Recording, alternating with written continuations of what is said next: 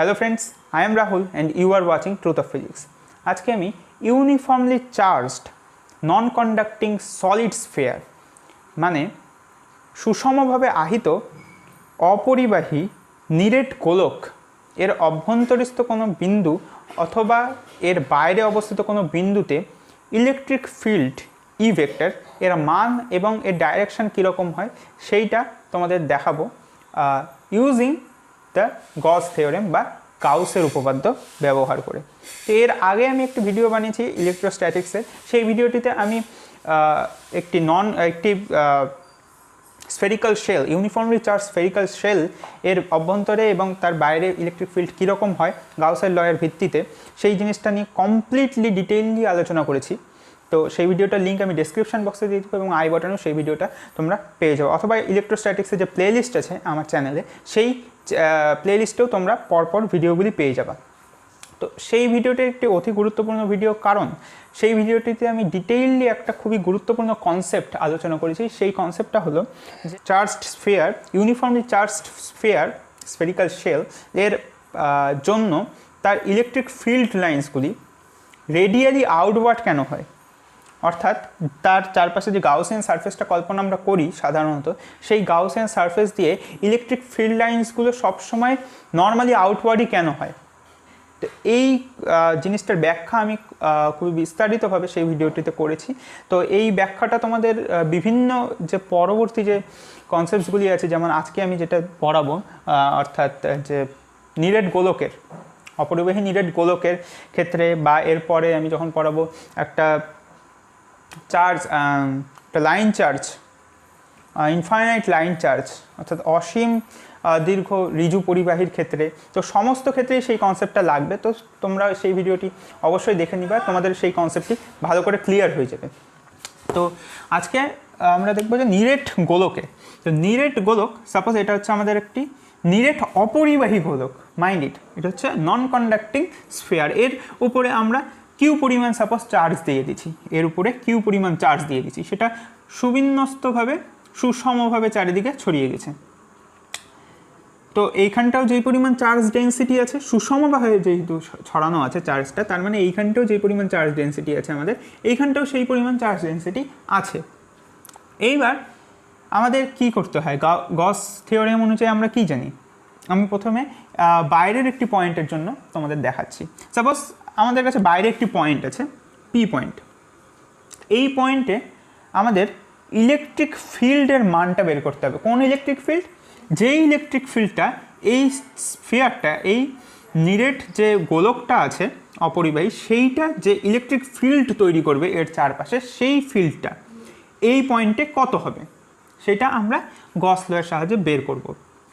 তো একই রকমভাবে সেই ভিডিওটা যদি তোমরা দেখে থাকো, যে স্ফেরিক্যাল শেল এর ভিডিওটা যদি দেখে থাকো, অর্থাৎ এর আগের ভিডিওটা ইলেকট্রোস্ট্যাটিক্সে, তাহলে তোমরা সহজভাবে বুঝতে পারবে যে কী করতে হবে। ফার্স্ট প্রসেসটা হচ্ছে আমাদের এর চারপাশ দিয়ে একটা গাউসিয়ান সারফেস কল্পনা করতে হবে। তো এক্ষেত্রেও এর আগের প্রবলেমটার মতোই, অর্থাৎ স্ফেরিক্যাল শেলের মতোই, আমরা গাউসিয়ান সারফেসটা একটি স্ফেয়ারই নিব।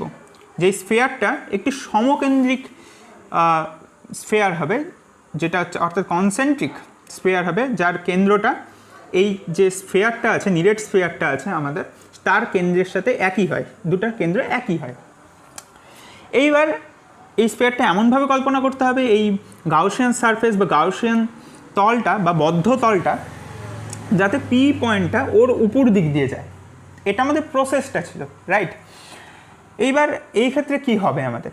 তো এই ক্ষেত্রে আমরা গাউসের ল যদি ইউজ করি, E dot DS for outside, একটা point outside, right? First case এটা আমাদের outside point. E dot DS integral closed integral E dot DS আমাদের কী হয়ে যায়, Q enclosed by epsilon naught. তো এখানটায় ইটা একই রকমভাবে, সেই জন্য আমি তোমাদের বলছি যে আগের ভিডিওটা যদি না দেখে থাকো অবশ্যই দেখে নিবা স্ফেরিক্যাল শেলের। তো স্ফেরিক্যাল শেলের জন্য তার আশেপাশে পয়েন্টে কি ইলেকট্রিক ফিল্ড হয় সেই ভিডিওটা। তো সেইখানটা আমি বলেছি যে ইলেকট্রিক ফিল্ড লাইন্সগুলো এই গাউসিয়ান সারফেসকে সবসময়, গাউসিয়ান সারফেস থেকে সবসময় রেডিয়ালি আউটওয়ার্ড হয়। অর্থাৎ এখানটা যদি আমরা একটা সারফেস কল্পনা করি ডিএস, যেই সারফেসটাই হচ্ছে এই সারফেসটা, এই সারফেসটা হচ্ছে এই সারফেসটা। কেন, সেই সমস্ত কিছু আমি ব্যাখ্যা করেছি তার আগে যে ভিডিওটি আছে, অর্থাৎ ইলেকট্রোস্ট্যাটিক্সের যে ফার্স্ট ভিডিওটি আমার আছে গাউসের উপপাদ্য, সেটা যে প্রমাণ করেছি এবং কমপ্লিট ডিটেইল দিয়ে আলোচনা করেছি, সেই ভিডিওটায় সমস্ত কিছু আমি ডিটেইল দিয়ে আলোচনা করেছি। তো এইটা হচ্ছে আমাদের ডিএস, আর এই ডিএসের যে দিকটা আছে, ডাইরেকশনটা আছে, সেটা হচ্ছে এই দিকে হবে আউটওয়ার্ড নর্মাল এন ক্যাপ, এবং এটা হচ্ছে আমাদের ই ভেক্টর, রাইট। তাহলে এই দুটার মধ্যবর্তী কোণ কত আমাদের, আবার 0 ডিগ্রি, রাইট। আচ্ছা, এই ক্ষেত্রেও কেন আমরা ইলেকট্রিক ফিল্ডটাকে রেডিয়ালি আউটওয়ার্ড নিলাম? আগেরটায় তো, আগের ভিডিওটায় যারা দেখেছো তারা বুঝতে পারবে যে আগের ভিডিওটা কী ছিল, একটা স্ফেরিক্যাল শেল ছিল আমাদের। তো স্ফেরিক্যাল শেলের ক্ষেত্রে আমাদের এই যে গাউসিয়ান সারফেসটা ছিল, এটা আমাদের ইকুইপোটেনশিয়াল সারফেস হয়ে গেছিলো। সেই জন্য ইকুইপোটেনশিয়াল সারফেসের আমরা জানি তার নেচারটা, যে সবসময় ইকুইপোটেনশিয়াল সারফেসের ওপর ইলেকট্রিক ফিল্ড লাইন সবসময় পারপেন্ডিকুলার হয়, তাই জন্য এখানটায় নর্মালি আউটওয়ার্ড। ঠিক একই রকম কনসেপ্ট থেকে আমরা বলতে পারি যে এই ক্ষেত্রেও এটা একটা কি solid sphere, solid non conducting sphere. এর জন্য যে এর চারপাশে আমরা গাউসিয়ান সারফেসটা কল্পনা করছি, সেটাও একটা ইকুইপোটেনশিয়াল সারফেস হবে, একই রকমভাবে ব্যাখ্যা করা যায়। সেই জন্য ইটা আমাদের রেডিয়ালি আউটওয়ার্ড হচ্ছে। তো থিটা আমাদের 0 ডিগ্রি। তাহলে এখানটা যদি আমরা পুট করে দিই, তাহলে এই ডট প্রোডাক্ট, এখানটা একটা ডট প্রোডাক্ট আছে, রাইট। তার মানে ই মডিউলাস ই ইন্টু মডিউলাস ডিএস, মানে ই ভেক্টরের মান ইন্টু ডিএস ভেক্টরের মান, আচ্ছা লিখেই দিচ্ছি, ই ভেক্টরের মান ইন্টু ডিএস ভেক্টরের মান ইন্টু তাদের মধ্যবর্তী কোণের কস, তাহলে কস 0 ডিগ্রি এখানটায়, আর কস 0 কী হয় 1, তাহলে এটা ক্লোজ ইন্টিগ্রাল, এটা হয়ে যাবে কিউ বাই এপসাইলন 0। কিউ হচ্ছে আমাদের টোটাল চার্জটা এই স্ফিয়ারটার উপরে, নিরেট স্ফিয়ারটার উপরে যে পরিমাণ টোটাল চার্জ দেওয়া আছে সেটা। তাহলে এটা আমাদের কি হয়ে যাবে, ইকুয়াল টু, এটা আমাদের এই মডিউলাস অফ ইটাকে আমি ই লিখছি, আর ডিএস এর মডিউলাসটাকে আমরা ডিএস লিখছি। তো E DS equals to Q by epsilon naught, এখানটা আমাদের ক্লোজ ইন্টিগ্রাল। এইবার যেহেতু ইটা এইখানটায় ই এর যা ম্যাগনিটিউড হবে ডিউ টু দিস চার্জেস, ঠিক এই জায়গাটায় ই এর ম্যাগনিটিউড ঠিক সেম হবে ডিউ টু দিস চার্জেস। এটা কেন হলো, ডিউ টু সিমেট্রি, এটা একটা সিমেট্রিক্যাল বডি, রাইট। এই জিনিসগুলো আমি আলোচনা করছি ওই ভিডিওটায়, তাই আমি আর বলছি না। তো সেই জন্য আমাদের ইটা কি হলো, এখানটা একটা কনস্ট্যান্ট হয়ে গেল, রাইট। সেই জন্য ইটা আমাদের ইন্টিগ্রেশনের বাইরে চলে আসবে, তাহলে ই হয়ে যাবে এখানটায় integral DS equals to Q by epsilon naught. তাহলে এখান থেকে আমরা কি বলতে পারি, এইটা কি ইন্টিগ্রাল ক্রস ইন্টিগ্রাল ডিএস মানে হচ্ছে আমাদের এই যে সারফেসটা আছে গাউসিয়ান সারফেসটা, এই গোটা গাউসিয়ান সারফেসটার ক্ষেত্রফল। আর আমরা জানি স্ফিয়ারের ক্ষেত্রফল কী হয়, 4πr², যেখানটা আরটা হচ্ছে এই বড় স্ফিয়ারটার রেডিয়াস, স্মল আর দিয়ে আমি ডিনোট করছি সাপোজ। তাহলে এইটা কি হয়ে যাবে আমাদের E into 4πr² equals to Q by epsilon 0। তাহলে এটা আমাদের হয়ে যাবে E equals to 1/4πε0 Q by r²।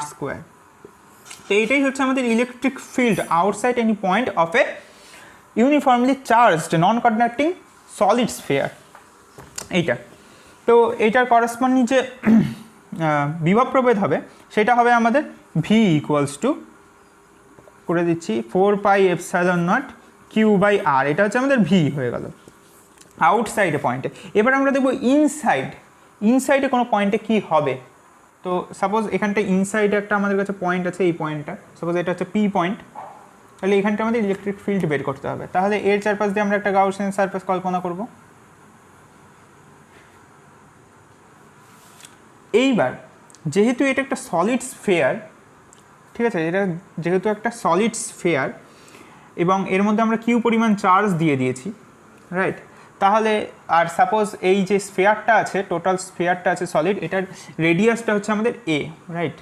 Total রেডিয়াসটা হচ্ছে এ, তার মানে 4/3 πa³ এই আয়তনে আমাদের চার্জ আছে এতটা। এইবার আমরা যখন গাউসের ল এখানটা ইউজ করব, অর্থাৎ E dot DS equals to Q enclosed by epsilon 0, এটা যখন আমরা করব, এখানে কিউ এনক্লোজডটা আমাদের দরকার, রাইট। এই গাউসিয়ান সারফেসটা আমাদের কী পরিমাণ চার্জ এনক্লোজ করে আছে, অর্থাৎ গাউসিয়ান সারফেসটার মধ্যে আমাদের কী পরিমাণ চার্জ আছে ভেতরে। তো আমরা যে জানি কিউ পরিমাণ চার্জ আছে, এটা কোথায় আছে, এটা গোটা নিরেট গোলকটাই আছে। তার মানে এর ভেতরে যদি একটা অংশ, যেটা আমরা গাউসিয়ান সারফেস হিসেবে কল্পনা করছি, সেই যে গোলকটা হবে, গাউসিয়ান সারফেসের যে গোলকটা হবে, সেই গোলকটার ভেতরেতে এতটা পরিমাণ চার্জ থাকবে না, এর থেকে কম থাকবে। তো সেটা আমরা কীভাবে বের করব? তার জন্য আমরা একক আয়তনে কতটা পরিমাণ চার্জ আছে সেটা আগে বের করে নিই। তাহলে একক আয়তনে কতটা পরিমাণ চার্জ আছে? সিম্পলি Q/4/3 πa³ এই পরিমাণ চার্জ আছে আমাদের। অর্থাৎ এটাই হচ্ছে আমাদের চার্জ ডেন্সিটি, রাইট? এটাই আমাদের রো বা charge density of the solid sphere. তাহলে এখানটায় আমাদের কিউ এনক্লোজটা কী হবে? কিউ এনক্লোজ সিম্পলি হবে কি? কিউ এনক্লোজ মানে কি? রো ইন্টু ডিভি, মানে volume charge density into the volume. ভলিউমকে যদি আমরা এই ভলিউম চার্জ ডেন্সিটি দিয়ে গুণ করে দিই, তাহলে সেই ভলিউমটার মধ্যে কতটা পরিমাণ চার্জ আছে সেটা আমরা পেয়ে যাব, রাইট? তার মানে সিম্পলি এই গাউসিয়ান সারফেসটার মধ্যে কতটা পরিমাণ চার্জ থাকবে? Rho into DV, that is the volume of this Gaussian sphere, right?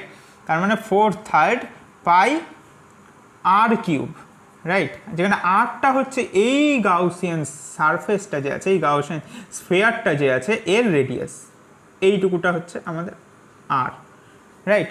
তাহলে এইটুকু, তাহলে বাই ε0। তাহলে এবার রো এর মানটা যদি এইখান থেকে আমরা এখানে বসিয়ে দিই, তাহলে কি আসবে? Q, capital Q into 4/3 πr³ divided by 4/3 πa³ divided by ε0, এটা আমাদের আসবে। তো এখান থেকে যদি ক্যালকুলেশন করা যায়, আমাদের এরকম ধরনের আসবে Q/r³ ডিভাইডেড বাই ε0a³, আর এটা হচ্ছে আমাদের ইকুয়াল টু E.ds, রাইট? তার মানে E ইন্টু ds, তার মানে এইটা হচ্ছে আমাদের হয়ে যাবে E ইন্টু ds। এখানটা dsটা কত? 4πr², 4π r²। তার মানে এইটা এবার এইদিকে যদি আমরা নিয়ে চলে যাই, তাহলে এখানটা কী হয়ে যাবে? এইটা ইকুয়ালস টু এইটা। তাহলে এখান থেকে যদি ক্যালকুলেশন করা যায়, তাহলে আমাদের ই এর মান চলে আসবে 1/4πε0 QR/a³। এটা হচ্ছে আমাদের কোনো নিরেট অপরিবাহী গোলকের অভ্যন্তরস্থ কোনো বিন্দুতে ইলেকট্রিক ফিল্ডের মান। আর দিক তো সবসময় আমাদের রেডিয়ালি আউটওয়ার্ডস, অর্থাৎ আর ক্যাপ।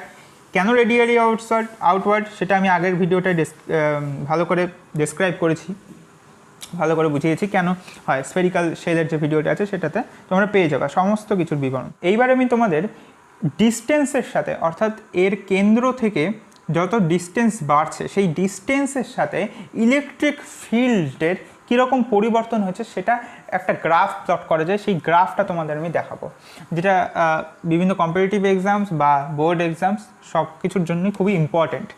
তো আমি ফার্স্টে তোমাদের দেখিয়েছি যে electric field outside any point, সেটা নর্মালি হয় আমাদের 1/4πε0 Q/r²।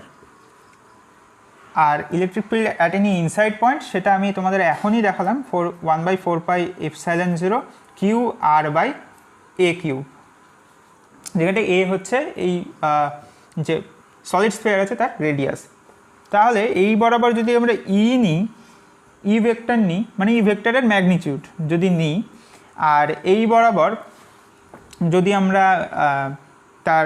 আমরা আর নিই, অর্থাৎ ডিস্টেন্সটাকে নিই, তাহলে এটার গ্রাফটা এরকম ধরনের হবে।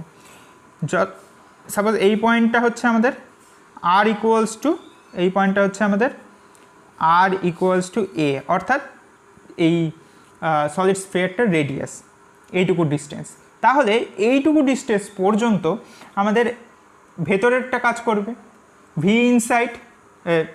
ই ইনসাইডটা কাজ করবে ই ইনসাইড, আর এটা হচ্ছে ই আউটসাইড। তাহলে এইটুকু ডিস্টেন্স পর্যন্ত আমাদের ইনসাইডের ফর্মুলাটা কাজ করবে। তাহলে এই ফর্মুলা অনুযায়ী বোঝা যাচ্ছে যে এটা এখানটা constant, radius of the solid sphere, আর আরটা এখানটা ভ্যারিয়েবল। আরটা হচ্ছে distance from the centre of the solid sphere to the point in which we are considering the electric field, right?